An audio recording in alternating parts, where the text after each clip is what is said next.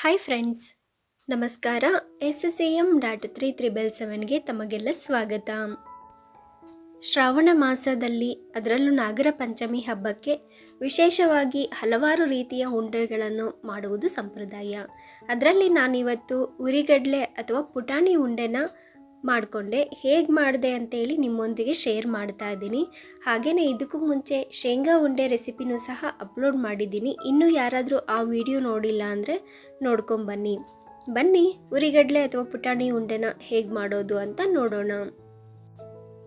ಮೊದಲಿಗೆ ಒಂದು ಮಿಕ್ಸಿ ಜಾರಿಗೆ ಕಡಲೆನ ಹಾಕ್ಕೊಳ್ತಾ ಇದ್ದೀನಿ. ನಾನಿಲ್ಲಿ 2 ಕಪ್ಪು ಕಡಲೆನ ತಗೊಂಡಿದ್ದೀನಿ, ಸುಮಾರು 400 ಗ್ರಾಮ್. ಈ ಕಡಲೆನೆಲ್ಲ ಸಣ್ಣಗೆ ರುಬ್ಕೋಬೇಕು. ನೋಡಿ, ಎಷ್ಟು ಸಾಧ್ಯನೋ ಅಷ್ಟು ನೈಸಾಗೇ ರುಬ್ಕೋಬೇಕು, ತರಿತರಿಯಾಗಿ ರುಬ್ಕೊಳ್ಳೋದು ಬೇಡ. ನೆಕ್ಸ್ಟ್ ಇಲ್ಲಿ ಒಂದು ಅಗಲವಾದ ಪರಾತ ಅಥವಾ ಬೇಸನ್ಗೆ ಹಾಕ್ಕೊಳ್ತಾ ಇದ್ದೀನಿ. ಜರಡಿ ಮಾಡಿ ಬೇಕಾದರೂ ಹಾಕ್ಕೊಳ್ಬಹುದು, ಅಥವಾ ಸಣ್ಣಗಿತ್ತಂದರೆ ಹಾಗೆ ಹಾಕ್ಕೊಂಡು ಒಂದು ಜಾಮೂನ್ ಬಟ್ಲಷ್ಟು ಒಣ ಕೊಬ್ಬರಿ ತುರಿನೂ ಹಾಕ್ಕೊಂಡು ಅರ್ಧ ಸ್ಪೂನು ಏಲಕ್ಕಿ ಪುಡಿನ ಸೇರಿಸ್ಕೊಳ್ತಾ ಇದ್ದೀನಿ. ಹಾಗೆಯೇ 1 ಟೇಬಲ್ ಸ್ಪೂನ್ ಗಸಗಸೆನ ಒಂದು ಪ್ಯಾನ್ಗೆ ಹಾಕ್ಕೊಂಡು ಅರ್ಧ ಸೆಕೆಂಡ್ ಹುರಿತಾ ಇದ್ದೀನಿ. ಹುರಿದ್ಬಿಟ್ಟು ಹಿಟ್ಟಿಗೆ ಸೇರಿಸ್ಕೊಳ್ತಾ ಇದ್ದೀನಿ. ಕಡಲೆ ಉಂಡೆ ಮಾಡೋದು ತುಂಬ ಕಷ್ಟ, ಕಟ್ಟೋದಕ್ಕೆ ಕಷ್ಟ ಆಗುತ್ತೆ ಅನ್ನೋರಿಗೆ ಈ ವಿಡಿಯೋ ತುಂಬಾ ಯೂಸ್ಫುಲ್ ಆಗಿರುತ್ತೆ. ಕೊನೆವರೆಗೂ ವಿಡಿಯೋನ ಮಿಸ್ ಮಾಡದೆ ನೋಡಿ. ಗಸಗಸೆನೂ ಹಾಕಿದ ನಂತರ ಎಲ್ಲವನ್ನು ಚೆನ್ನಾಗಿ ಮಿಕ್ಸ್ ಮಾಡಿ ಮಧ್ಯಕ್ಕೆ ಸ್ವಲ್ಪ ಗುಳಿ ಥರ ಮಾಡ್ತಾ ಇದ್ದೀನಿ. ನೆಕ್ಸ್ಟ್ ಇಲ್ಲಿ ಒಂದು ಪಾತ್ರೆಗೆ ಬೆಲ್ಲನ ಕರಗಿಸ್ಕೊಳ್ಳೋಕ್ಕೆ ಹಾಕ್ಕೊಳ್ತಾ ಇದ್ದೀನಿ, ಅಂದರೆ ಬೆಲ್ಲನ ಪಾಕ ಮಾಡ್ಕೊಳ್ಳೋದಕ್ಕೆ. ನಾನಿಲ್ಲಿ 2 ಕಪ್ಪು ಬೆಲ್ಲನ ಹಾಕ್ಕೊಳ್ತಾ ಇದ್ದೀನಿ. ಸ್ವೀಟು ನಿಮ್ಮ ಇಷ್ಟಾನುಸಾರ ಸೇರಿಸ್ಕೊಳ್ಳಿ. ಕಡಲೆ ಸ್ವಲ್ಪ ಜಾಸ್ತಿನೇ ಸ್ವೀಟ್ ಹಿಡಿಯುತ್ತೆ ಅನ್ನೋ ಕಾರಣಕ್ಕೆ ನಾನು 2 ಕಪ್ಪು ಬೆಲ್ಲನ ಹಾಕ್ಕೊಂಡಿದ್ದೀನಿ. 1/4 ಕಪ್ಪು ನೀರನ್ನು ಸೇರಿಸ್ಬಿಟ್ಟು ಬೆಲ್ಲನ ಕರಗಿಸ್ಕೊಳ್ತಾ ಇದ್ದೀನಿ. ಉಂಡೆ ಸ್ವಲ್ಪ ಸ್ವೀಟೇ ಆಗಿತ್ತು. ನಿಮಗೆ ಒಂದು ವೇಳೆ ಕಡಿಮೆ ಬೇಕು, ಸ್ವೀಟ್ ಜಾಸ್ತಿ ತಿನ್ನಲ್ಲ ಅನ್ನೋದಾದರೆ 1/4 ಕಪ್ಪು ಬೆಲ್ಲನ ಕಡಿಮೆ ಹಾಕ್ಕೊಳ್ಳಿ. ನೋಡಿ, ಬೆಲ್ಲ ಎಲ್ಲ ಚೆನ್ನಾಗಿ ಕರಗಿ ಕುದೀತಾ ಇದೆ.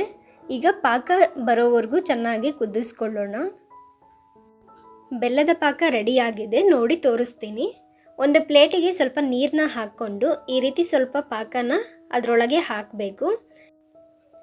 ಈ ರೀತಿಯಾಗಿ ಕೂಡಿಸಿದಾಗ ಕರೆಕ್ಟಾಗಿ ಹೊಂದ್ಕೋಬೇಕಿಲ್ಲಿ.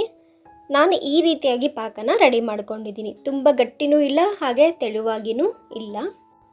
ಸ್ಟವ್ನ ಆಫ್ ಮಾಡಿಬಿಟ್ಟು ಹಿಂದಲೇ ಬೆಲ್ಲದ ಪಾಕವನ್ನು ಈ ರೀತಿ ಹಿಟ್ಟಿಗೆ ಸೇರಿಸ್ಕೋಬೇಕು. ನಾನಿಲ್ಲಿ ಒಂದು ಸ್ಟ್ರೈನರ್ನ ಸಹಾಯದಿಂದ 3/4 ಭಾಗದಷ್ಟು ಪಾಕವನ್ನು ಸೋಸ್ಕೊಂಡಿದ್ದೀನಿ. ಹಾಗೆ ಅದರಲ್ಲಿರ್ತಕ್ಕಂಥ ಕಸ ಕಡ್ಡಿ ಎಲ್ಲ ತೆಗಿಬೇಕು, ಅದಕ್ಕೋಸ್ಕರ. ನೆಕ್ಸ್ಟ್ ಇಲ್ಲಿ ಚೆನ್ನಾಗಿ ಕಾದಿರ್ತಕ್ಕಂಥ ಬಿಸಿ ನೀರನ್ನು 1-2 ಸ್ಪೂನಷ್ಟು ಮಾತ್ರ ಹಾಕ್ಕೊಳ್ತಾ ಇದ್ದೀನಿ. 1 ಸ್ಪೂನು ಅಥವಾ 2 ಸ್ಪೂನು. ಈ ರೀತಿ ಮೇಲ್ನೀರು ಹಾಕ್ಕೊಳ್ಳೋದ್ರಿಂದ ಉಂಡೆ ಕೊನೆವರೆಗೂ ಸ್ಮೂತಾಗಿ ನಮಗೆ ಕಟ್ಟೋದಕ್ಕೆ ಈಸಿಯಾಗಿ ಬರುತ್ತೆ. ಇಲ್ಲಾಂದರೆ ಬೇಗನೆ ಗಟ್ಟಿ ಆಗಿಬಿಡುತ್ತೆ, ಉಂಡೆ ಕಟ್ಟೋದಕ್ಕೆ ಕಷ್ಟ ಆಗುತ್ತೆ. ಅದಕ್ಕೋಸ್ಕರ ಸ್ವಲ್ಪ ನೀರನ್ನು ಸೇರಿಸ್ಕೋಬೇಕು, ಕಾದಿರುವಂಥ ಬಿಸಿ ನೀರು. ಎಲ್ಲವನ್ನು ಚೆನ್ನಾಗಿ ಮಿಕ್ಸ್ ಮಾಡಿದ ನಂತರ ನನಗೆ ಇನ್ನೂ ಸ್ವಲ್ಪ ಪಾಕ ಬೇಕು ಅನ್ನಿಸ್ತು. ಅದಕ್ಕೋಸ್ಕರ ನಾನು ಮಾಡಿರ್ತಕ್ಕಂಥ ಎಲ್ಲ ಪಾಕವನ್ನು ಸೇರಿಸ್ಕೊಂಡಿದ್ದೀನಿ.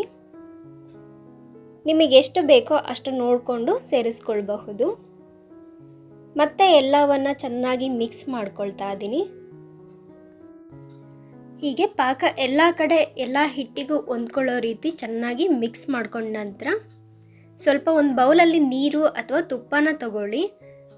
ಕೈನ ಅದ್ಬಿಟ್ಟು ಹಸಿ ಮಾಡಿಕೊಂಡು ನಂತರ ಉಂಡೆನ ಕಟ್ಕೋಬೇಕು. ಬಿಸಿ ಇರೋ ಕಾರಣ ಸ್ವಲ್ಪ ಫಾಸ್ಟಾಗಿ ಕಟ್ಟಬೇಕಾಗುತ್ತೆ. ನೋಡಿ, ಈ ರೀತಿಯಾಗಿ ಉಂಡೆನ ರೆಡಿ ಮಾಡ್ಕೊಳ್ತಾ ಇದ್ದೀನಿ. ಉಂಡೆನ ಬೇಗನೆ ಕಟ್ಕೊಳ್ಬೇಕು. ನೋಡಿ, ಈ ರೀತಿಯಾಗಿ ಎಲ್ಲ ಉಂಡೆನ ನಿಮಗೆ ಯಾವ ಸೈಜಲ್ಲಿ ಬೇಕೋ ಆ ಸೈಜಲ್ಲಿ ಕಟ್ಕೊಳ್ಬಹುದು. ಹಾಗೆ ನಾನಿಲ್ಲಿ ಕೊನೆಯಲ್ಲೂ ಸಹ ತೋರಿಸ್ತಾ ಇದ್ದೀನಿ, ನೋಡ್ತಾ ಇರ್ಬೋದು. ಸ್ವಲ್ಪ ಗಟ್ಟಿ ಅನ್ನಿಸ್ತಾ ಇದೆ, ಅಷ್ಟು ಬಿಟ್ಟರೆ ಕಟ್ಟೋದಕ್ಕೆ ಮಾತ್ರ ಕಷ್ಟ ಆಗ್ತಾ ಇಲ್ಲ.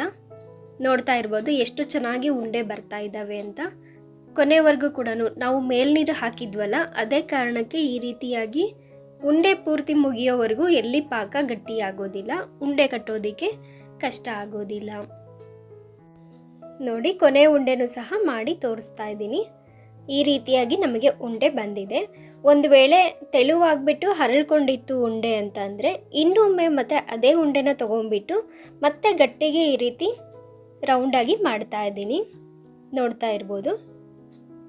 ಹೀಗೆ ಮಾಡಿ ಇಡೋದ್ರಿಂದ ರೌಂಡಾಗಿ ಬರುತ್ತೆ, ಬೇಗನೆ ಡ್ರೈ ಆಗುತ್ತೆ. ಇದೇ ರೀತಿ ಎಲ್ಲ ಉಂಡೆನ ಮತ್ತೆ ಕೂಡ ಕಟ್ತಾ ಇದ್ದೀನಿ. ನಿಮಗೆ ರೌಂಡ್ ಶೇಪಲ್ಲೇ ಬೇಕು ಇದೇ ರೀತಿ ಅಂದರೆ ಮಾತ್ರ ಇನ್ನೊಮ್ಮೆ ಉಂಡೆನ ಕಟ್ಟಿ. ಇವತ್ತಿನ ಈ ಸ್ಪೆಷಲ್ ಕಡಲೆ ಉಂಡೆ ರೆಸಿಪಿ ನಿಮಗೆಲ್ಲ ಇಷ್ಟವಾಗಿದೆ ಅಂತ ಭಾವಿಸ್ತೀನಿ. ನೋಡ್ತಾ ಇರ್ಬೋದು, ಒಂದಿಲ್ಲಿ ತೋರಿಸ್ತಾ ಇದ್ದೀನಿ ಎಷ್ಟು ಸ್ಮೂತಾಗಿ ಬಂದಿದೆ ಅಂತ ಹೇಳ್ಬಿಟ್ಟು.